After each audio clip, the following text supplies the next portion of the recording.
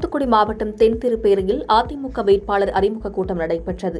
இந்த கூட்டத்தில் முன்னாள் அமைச்சர் சண்முகநாதன் கலந்து கொண்டு அதிமுக வேட்பாளர் சிவசாமி வேலுமணியை அறிமுகம் செய்து வைத்தார்.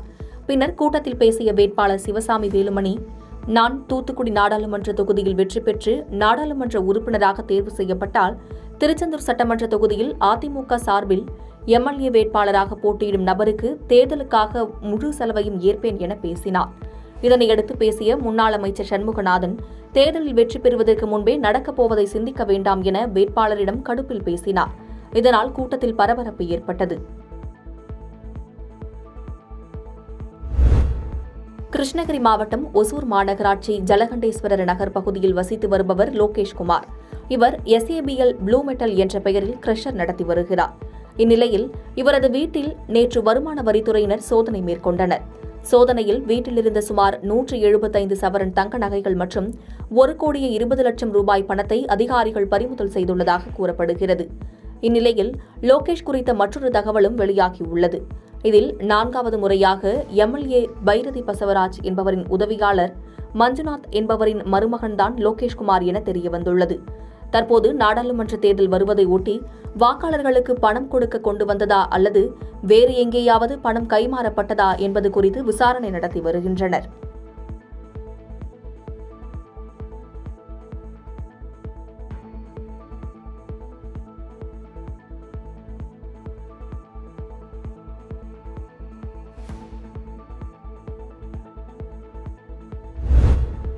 கள்ளக்குறிச்சி மக்களவைத் தொகுதிக்குட்பட்ட ரிஷிவந்தியம் அருகே உள்ள பகண்டை கூட்டுச்சாலையில் தேர்தல் பிரச்சார பொதுக்கூட்டம் இன்றிரவு நடைபெற்றது.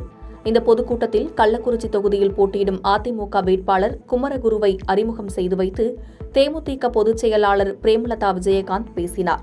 அப்போது கடல் அலை போல் திரண்டிருந்த தொண்டர்களை பார்த்து, நம்முடைய தலைவர் கேப்டன் தெய்வமாக நம்மோடுதான் இருக்கிறார், இனி என்னுடைய வாழ்க்கையெல்லாம் மக்களுக்காகவே என்று கண் கலங்கியபடியே பேசினார். முன்னதாக பொதுக்கூட்ட மேடைக்கு பிரேமலதா வந்ததும் மேடையில் அலங்கரிக்கப்பட்ட விஜயகாந்த் உருவப்படத்திற்கு அவர் மலர் தூவி மரியாதை செலுத்தினார்.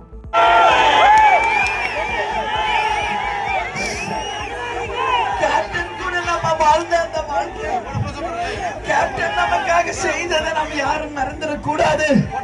நல்லா புரிஞ்சுக்கங்க. என்னால என் கண்ணீரை நான் எங்கும் வெளியே காமிச்சதே கிடையாது. என்னுடைய துக்கம் வேதனை எல்லாமே தனியாதான் இருக்கும். ஆனா அவர் வாழ்ந்த இந்த பூமிக்கு வந்த பிறகு என்னால என்னுடைய சோகத்தை அடக்க முடியாத ஒரு நிலையில நான் இருக்கிறேன். இந்த அன்பு வேற எங்க கிடைக்கும்? எங்க கிடைக்கும் இந்த அன்பு?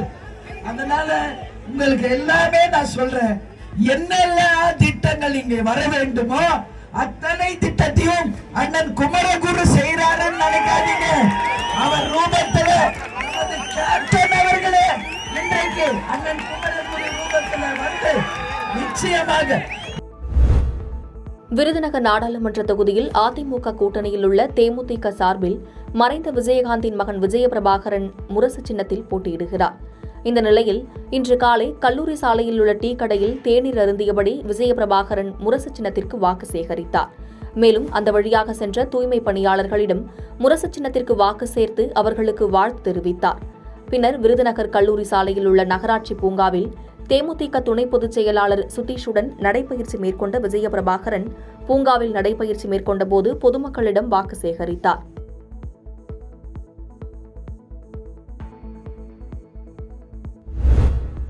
இந்தியா கூட்டணி சார்பில் கன்னியாகுமரி பாராளுமன்ற தொகுதியில் போட்டியிடும் காங்கிரஸ் கட்சி வேட்பாளர் விஜய் வசந்த் இன்று தனது தேர்தல் வாகன பிரச்சாரத்தை கன்னியாகுமரியில் உள்ள சுசீந்திரம் தானுமலையான் கோவில் முன்பிருந்து துவங்கினார். இதில் தமிழக பால்வளத்துறை அமைச்சர் மனோ தங்கராஜ், சட்டமன்ற காங்கிரஸ் கட்சி தலைவர் ராஜேஷ்குமார் உள்ளிட்ட ஏராளமானோர் கலந்து கொண்டனர். அப்போது பேசிய விஜய் வசந்த், கடந்த 10 ஆண்டுகளில் மத்திய பாஜக அரசால் மக்கள் பல்வேறு இன்னல்களுக்கு ஆளாகியுள்ளனர் என்று விமர்சித்து பேசினார்.